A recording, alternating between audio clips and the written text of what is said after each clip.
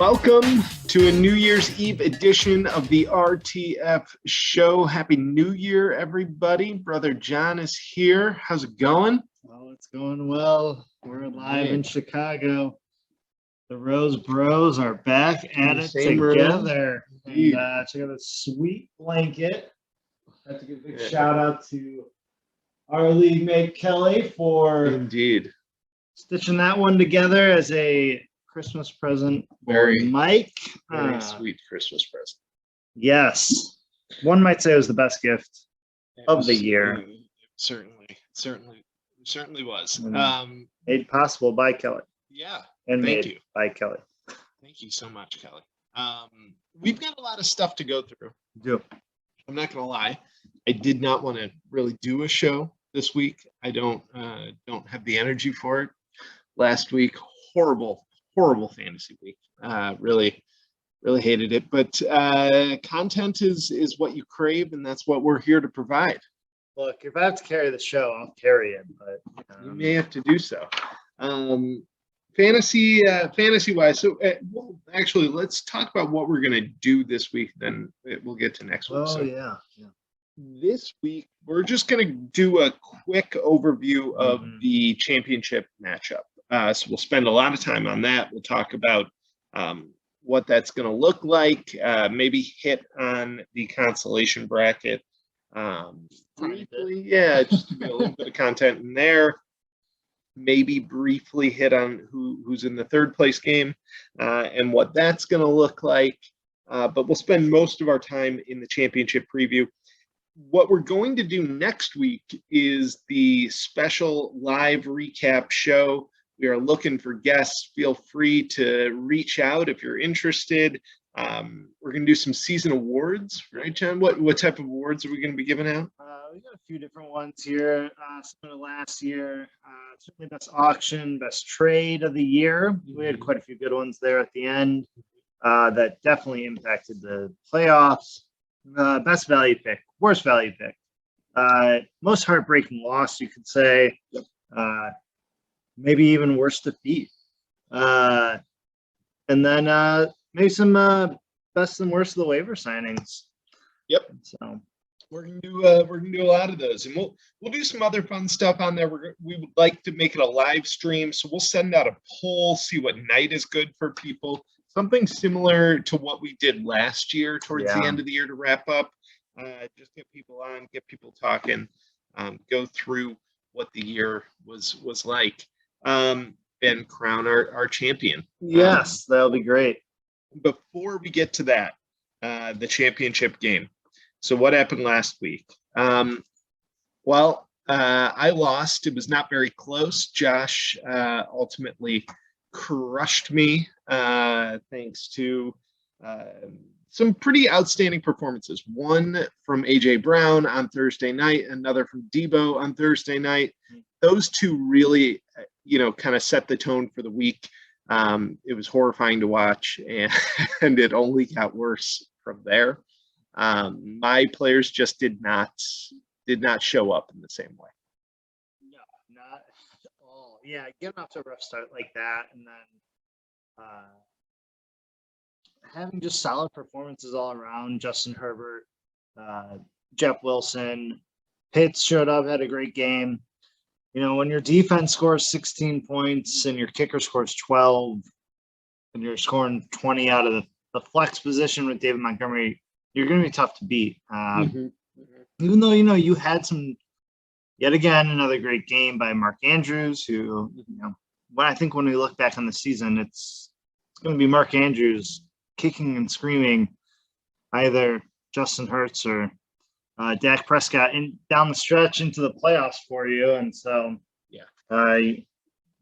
the quarterback thing is pretty, for me, it was obviously pretty frustrating, a very frustrating experience. But you can't lose your two starting running backs from the year. Connor and Eckler go down. Edwards-Helaire gets hurt, basically comes back out for a couple minutes after the half and then is done. And once something like that happens, you kind of know it's over. Keenan Allen had his worst game, I believe, of the year, which was which was not helpful. A pretty inopportune time for him to have his worst game of the year. The real thing that killed me was as soon as I turned on Red Zone, the first thing I saw was Carolina knocking on the door of the end zone. Abdullah on the field gets open. He's wide open, stumbles and drops a sure touchdown. Yeah. And it was from there that I knew this day was not to be had. I saw that. That was, and they never really went back to him then. I mean, 3 receptions for 8 yards, 1 rushing yard on the day. That was just a train wreck to watch. The other thing that really, kind of put the nail in the coffin for the Staleys and I think secured victory for the web surfers was Josh very smoothly picking up Justin Jackson. Yeah. Justin Jackson on the waiver wire he was out there. I only had $1 to spend. Ultimately didn't spend it in time, waited too long until Eckler was fully announced out. And then Josh was able to swoop in, scoop Justin Jackson up for $2. The dude had a great game, put up 30 points. Yeah. So the real kick there for you is that Eckler was activated off the COVID list on Monday. Yes, I know. That is so brutal. In a game that had by far the most people on the COVID list between Houston and the Chargers, had they flexed that game to Monday, Eckler probably would have played. But I don't think that would have been enough to help me secure victory. So I don't think so either. But I mean, perhaps. But well, you never know. Prescott there also putting up a solid day. Yes, best not to do a revisionist history. Let's go to the other game last week, the Alpha Peter versus Fitz El Bambolero's Revenge. It was so if I told you last week that the Alpha Peter was going to put up between Kittle,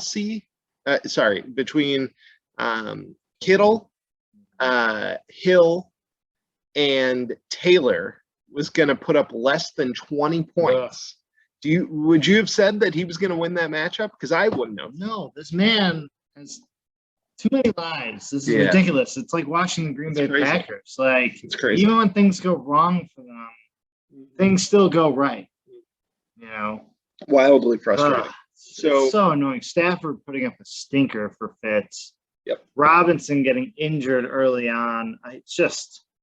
How does Alpha Peter continue to get so lucky in this situation? Now he'll attribute it to team chemistry, overcoming adversity, but when you're the favorite, it's not like you're coming over adversity. So Hill has his worst performance of the week or of the season. Mm-hmm.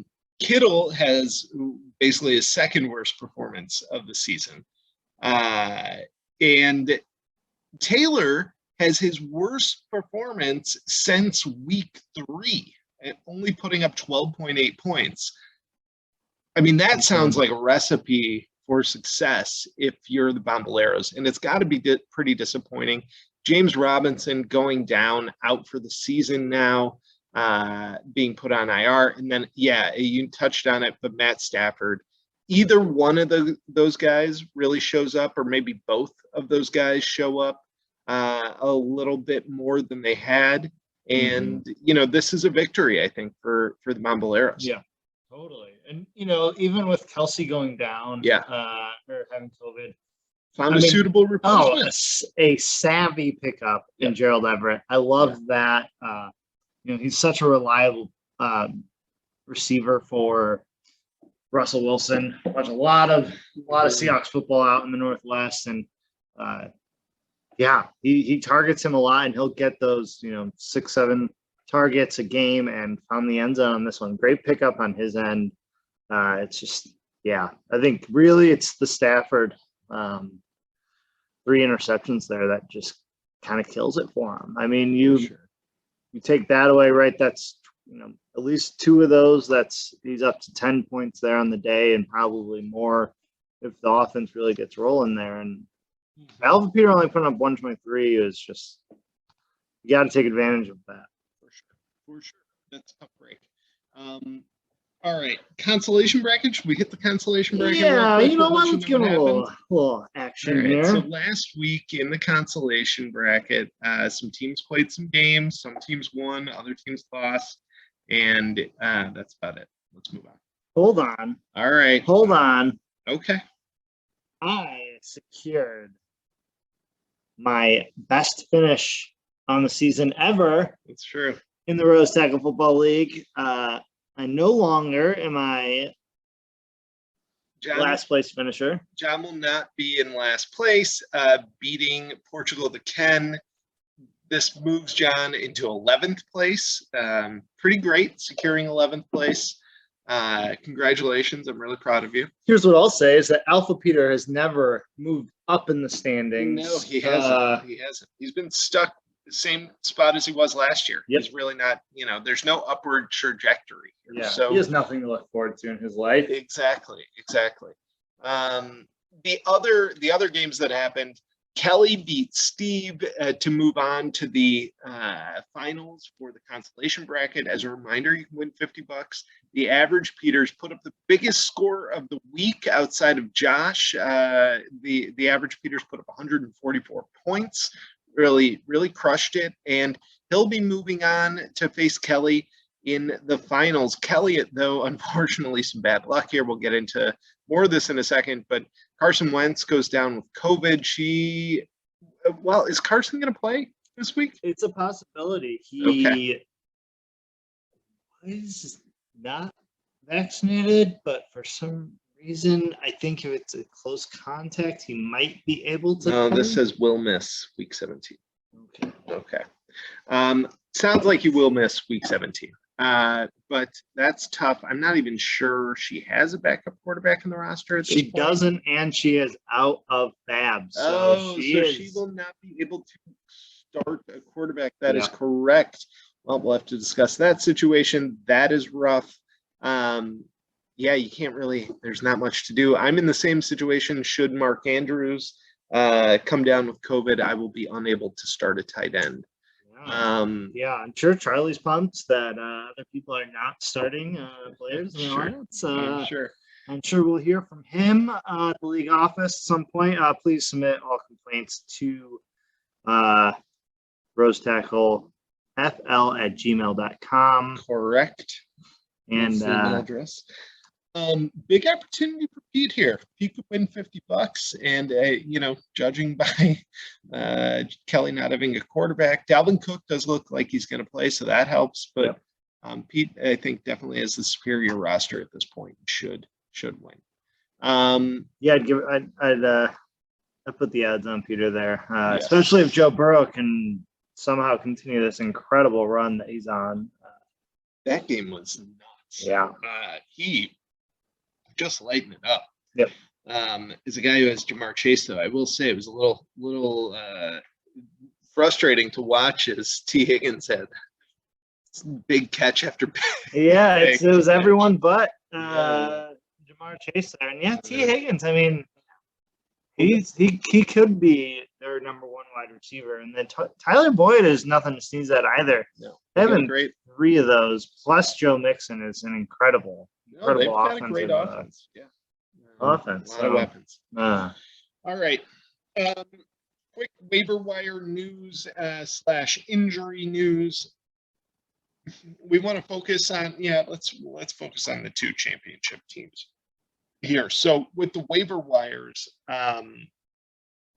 Josh went in and was able to pick up the Chicago defense. They're playing the Giants this week.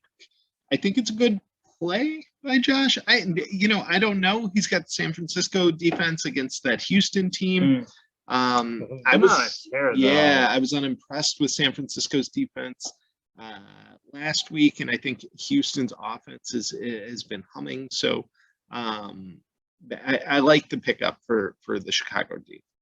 I do too. Yeah, I do too. I think that definitely good for at least 2 to 3 sacks potentially, if not more.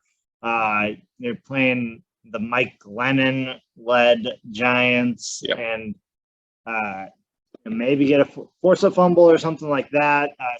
More than likely good for a couple picks too. So Yep. even if they put up some points, I think you're gonna see some of that turnovers, sack points for the defense, and they'll get at least hopefully 5 or 6 there. Yeah. The only other big pickup this week, Josh, just to add insult to injury, cuts Justin Jackson after 1 week. I'd love to look at that. Fitz picks up the backup in Jacksonville. Not sure if he's starting him in the third place game yet, but Fitz did make that pickup. That was the only other big pickup of the week. Actually, the only other pickup of the week. Yep. All right. Let's take a look at this championship game. Yeah. Or should we let's start with that. Let's make them wait. Let's start with the third place. You want to do third place real quick? Which, because the third place game will net you $150. Yeah, your money back.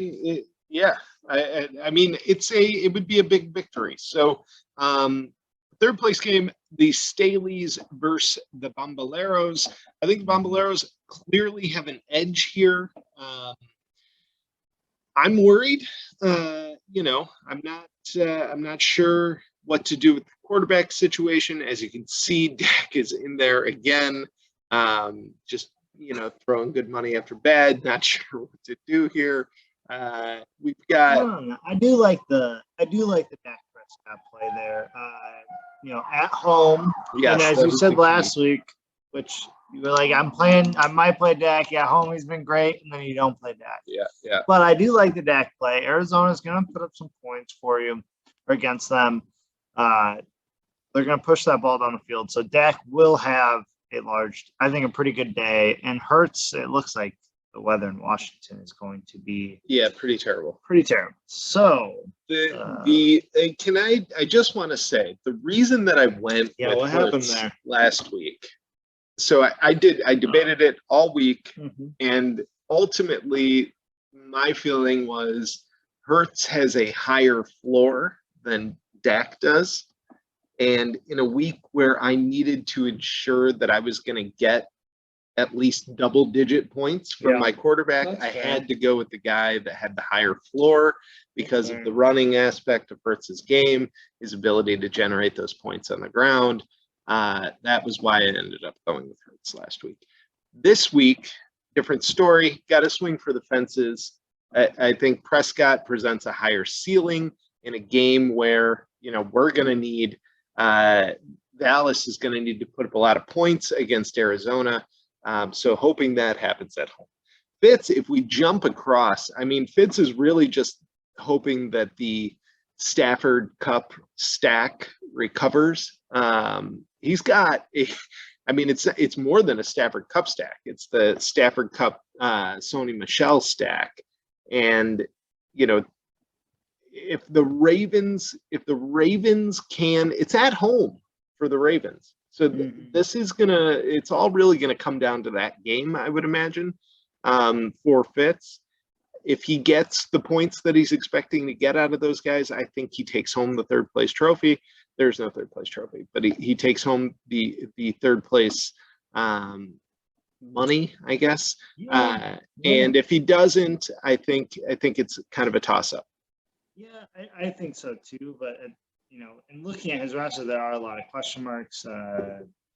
Antonio Brown got put into the questionable category with an ankle injury, and apparently it's a game time decision. And as we saw last week with Tyreek Hill, he comes off of COVID and has the worst game of his season. And so with Kelsey coming back, we could very well see another down game by him, which, if you look at the last 2 of the last 3 that he played, he had his, I think, best game ever, right? On December 16th against the Chargers, but previous 2 games, he put up 4.2 points in both of those games. Will he have lingering COVID effects? So you could see that. And then, it's a big if on the Rams game. Rams are going gonna do Rams things, and they tend to implode late in the season. So we'll see. That's true. We'll see. And That's true. Eckler coming back, similar. How will his COVID effects? Will they be lingering? And then you have a lot of other, Keenan Allen coming off a tough game. Deontay Johnson, I am low-key very pumped for. It is apparently Big Ben's last home game ever. He says all signs point towards that. And I have a feeling that they are going to pass no less than 40 times in this game. Yeah, they're just going to sling it. I think he's going to want to, Big Ben's going to want to go out with a bang. So predicting 15 targets for Deontay Johnson and no less than 12 for Najee Harris, and a couple huge shots down the field for Chase Claypool. I think it's going to be a shootout there. And I agree. I think, looking at Kelsey, the thing I would worry about from Fitz's perspective is if there's a similar outcome as last week for the Chiefs, where if Cincinnati has kind of a letdown game after just putting up monster offensive numbers. I mean, record-breaking type offensive numbers last week. If they come out and they have a bit of a letdown game and Kansas City blows it wide open, you'll probably see, I would imagine, something similar with Kelsey coming back that you saw with Hill coming back. Hill only played 40% of the snaps last week, which was, part of the problem. And I would imagine, if they get a big lead, Kelsey probably comes off the field as well. They're just thinking about the playoffs at this point, posting in there. So, it'll be interesting. I think it'll be a really good game, and we'll have a couple players on Monday night. At least one. Hopefully, that's a game that we're gonna have it's gonna be close, and we'll have something to discuss in the group chat. All right, let's take a look at the championship bracket here. The Alpha Peter versus the Web Surfers. There's an undeniable favorite. The Alpha Peters are the favorite team. Yeah, I mean, it's undeniable here. But ultimately, we've got 1 versus 2. The bracket shook out as it probably should have. I think, Josh was consistently a very good team and ended the year as probably the second best team in the league.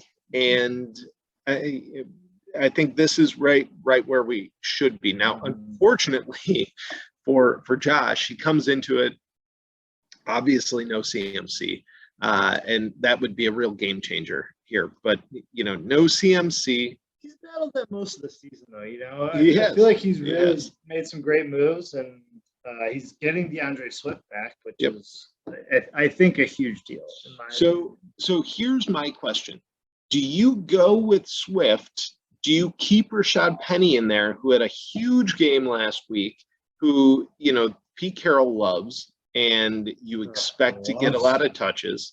Or do you plug in Swift, who by all accounts is also going to get a lot of touches? So, I mean, you're looking at, Penny v. Swift, right? At home for Seattle, which...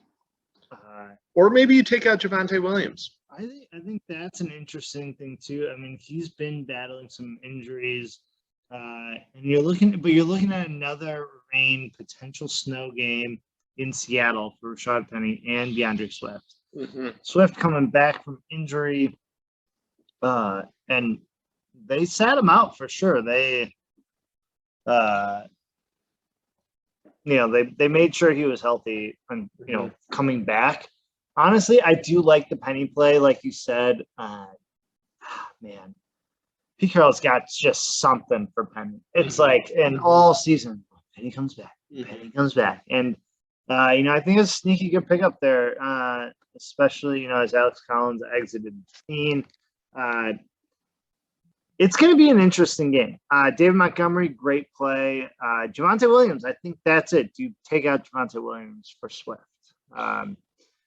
I think we've seen at least Detroit's willing to just go to the passing game and air it out, right? They're willing to abandon the run game in situations like this. And I think Russell Wilson's gonna hit Lockett a few times. He's gonna get Metcalf involved. So it's gonna be a high scoring affair. And I think more than likely Goff and Dan Campbell are willing to abandon the run, which scares me with Swift. Looking at Swift's game history, there's often times where they just step away from that. And so one other wrinkle to throw in here is Patterson done. Patterson, a guy that I think really carried Josh to this point. Huge surprise season from Patterson. Really had some solid games throughout the year. Has really just kind of trailed off of late. Is he done? Is he a guy that you would look at starting against that Buffalo defense or no? I don't know. That's hard for me. It's supposed to be a pretty rough weather game too in Buffalo. So more oftentimes they do turn to the ground in that situation when it is rough, right? Especially when it's in Buffalo. It's much colder than, let's say, in Seattle, where you're gonna have a mix of rain and snow, but it's a little bit warmer. Yep. His touches definitely have been down the last two games, like you said. Only 7 and then 11 compared to upwards of like 16, 15, 16. It was a weird game though for Patterson and for Atlanta in general last game. Patterson was on the field a lot. At least it seemed as though he was on the field a lot. I don't know what his ultimate snap count was, but he just wasn't getting the ball. It was interesting, sort of like, why have they turned away from him the last two games? And so we'll see. I mean, I think with the running back wide receiver option, you're looking at really the only place that you can play him though is in the running back or flex. And so, I mean, you're going to play David Montgomery. I like the Rashad Penny play. And obviously, you're playing A.J. Brown and Samuel. One more question for you regarding. I don't know. So one more question regarding Josh's team.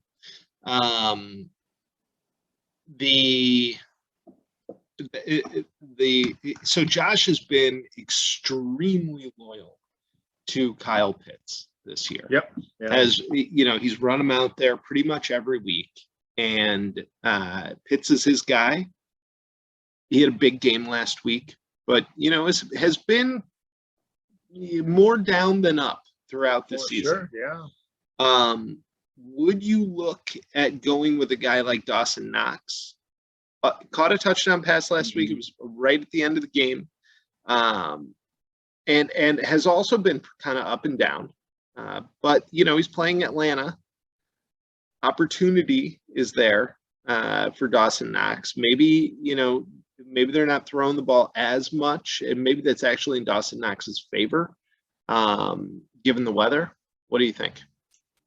I think it's possible, but you look at Pitts. Yeah, this was the last game was the first game over 100 since I think week 3 or week 7. Yeah. Week 7. So just first time over 10 fantasy points since then too. It's one of those things that, is it building? Is it not building? I mean, he's getting the targets, right? He's had no less than 5 targets since week 3, which is great. And I think you kind of have to trust the process there. But that offense doesn't necessarily get the amount of red zone looks that Buffalo gets. And in your tight end position, if they score a touchdown, it's a good day. Like that's what it comes down to. And I think ultimately, Knox does have the better opportunity to score a touchdown. And if you look in the last, let's say in the last 5 games, he's scored 4 touchdowns, right? But the 2 games they didn't score he didn't score a touchdown was 5 points and 2 points. So Pitts has not scored a touchdown, by the way, since week 5. Yep. Yeah. So, it's definitely a question you should ask yourself. And has Pitts had many cold weather games under his belt. Yeah. And so, and will Matt Ryan be able to play well in the cold? I mean, his nickname is Matty Ice, but we'll see. So it's an interesting thing. And then, one other point I was going to make about Josh's team here is, Deebo Samuel has Trey Lance stepping in at quarterback this week. And so the last time Trey Lance played was week 4 and week 5. I believe Trey Lance stepped in for when Garoppolo got injured in week 4, which is when Deebo put up 8 receptions for 156 yards, 2 touchdowns. So I don't know when and where that happened. I don't remember when Garoppolo got injured.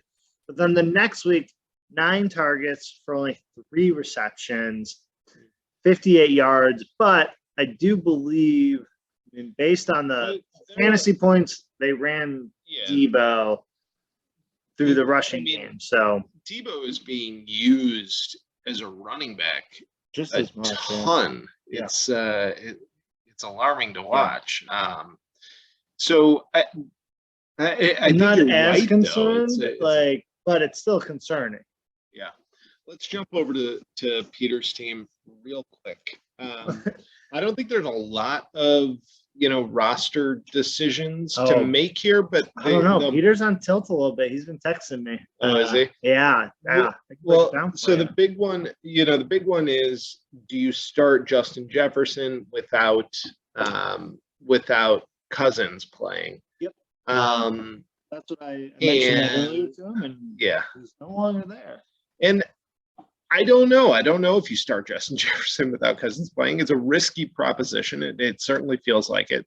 They're playing that Packers team, so they're going to have to throw, right? They're going to get down. I would imagine the Packers move the ball on them pretty easily. But who knows? There's I don't know. Yeah. I don't know. And then you got Tyreek Hill coming off the worst game of the season. Yeah, right? but Tyreek's going to be fine. I think so. You have to plug in Tyreek. You're not going to not play Tyreek. And then Stephon Diggs. So bad weather game, just as we talked about on the other side. That's less concerning, Diggs has a solid floor. He's going to get you double-digit points, and so I think he's a guy you generally want to have in there. He doesn't get less than 7 targets a game. Yep. So you might you want to have that guy in there. The Waddle coming off a nice game last week as well. 20 points and really has been on a tear for most of the second half of the season. Also a guy that gets a lot of targets. A ton. 10, 9, 11, 12 in the last 4 games. He's going to get targets. Miami moves the ball pretty well at this point. Playing Tennessee will score some points there. So I think Waddle will see plenty of targets. But, when you look at Peter's team, for as great as the wide receiver core is, and ultimately, having Gronk and Kittle, also great. His strength comes from Nick Chubb and Jonathan Taylor. And so those two being healthy, and you're going to see more than likely at least 40, 45 points from them combined, which will push that, which will keep the Alpha Peter below or above, 120 points per se. So I think as long as they have great games, then Peter's got a pretty good shot. And he's got Darrell Williams on the bench too, which I think if CEH doesn't play, I don't think CEH will play. Do you plug in Williams over Waddle? Because they do like Williams quite a bit. And when he's the feature back, you're looking at like weeks 6, 22 points, 8, 14 points, week 10, 26 points. He stepped in last week in the second half and had 11 for 55, I think, plus a couple catches. And so you're looking at someone who's gonna have a decent floor when he is the featured back. I think it's championship week. It's not the week to get cute. You go with the guys that got you there, and for the most part, in Kramer's lineup are the guys that got him there, and So I think that's the right choice. The next question, do you go Kittle or do you go Gronk? You go Kittle. Kittle coming out with the I think you go rookie quarterback, right? Where he didn't play week 5, but then in week 4, when Trey Lance started, 10 targets, 4 receptions, or when he took over for Garoppolo in week 4, 4 receptions for only 40 yards. I think you go Kittle. You go with the guy that's going to be relied on in that offense, in that passing offense, to help them move the ball. I know he had a down week last week, but it really seems to me like the smart move is to go with the more. I mean, don't get me wrong, Gronk is immensely talented, and it will go down as probably the best tight end to ever play football. But Kittle is the more talented player right now, and I think. Yeah, I do agree with that. I mean, you're looking at Gronk, who started the season so hot, right? Yeah. 2 touchdowns in the first 2 games, and then he scored 2 touchdowns in Atlanta in early December, but since then has not done much, even though he had 9 targets and 11 targets in weeks 14 and 15. Didn't see the end zone, and then last week in the blowout win against Carolina, only saw 2 targets. So, I don't know. Yeah, I think you do have to go Kittle. He paid a crap load of money to get Kittle to me. So. Yep, go with the guys that got you there. All right, that is our preview for the championship game. We're gonna move on from the consolation bracket. I don't think we need to do too much in there. The consolation bracket final is Peter again. It is Peter versus Kelly. All signs point to this being a victory opportunity for Peter, but we'll see. Third place matchup. The Staleys versus the Bomboleros for the third place prize. And again, your championship matchup this week, the Alpha Peter versus the San Diego Web Surfers. Don't forget, next week we're coming back. We're going to do a live show. We're going to hand out some awards to folks. We're going to get some, hopefully some guests on, some people coming on. We'll put something in the chat related to this. But other than that, everybody have a, safe and happy New Year. Or if you're listening to this post New Year, I hope that you had a safe and happy New Year. Yeah. All right. John, anything else? No, good luck, everyone. Yeah. I don't know what this feels like, but I'm sure it's exciting times. All right. Everybody have a nice night and stay safe out there. Thanks, y'all. Pitter patter. Let's get at her.